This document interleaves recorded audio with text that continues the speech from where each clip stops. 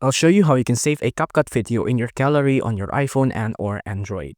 Now, of course, you'll have to pick a template first. I'm just going to pick a random one here. Let me just pick this one. Pick on use template just like that. And then I'm just going to pick any random back pictures here. I'm just going to pick this image of a stock guy here.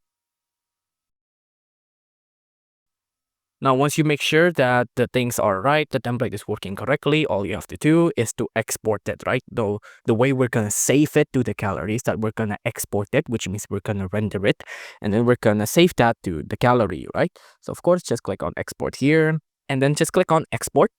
If you want to export it without a watermark, you'll need to upload it to a TikTok account, but let's not do that. Let's just save it immediately to our gallery. So of course, just click on export, and then wait for it to export. Please don't close CapCut or lock your screen, so keep your screen on, right?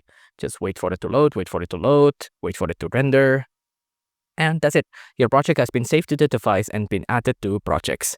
If you enjoyed this video, please do consider liking and subscribing.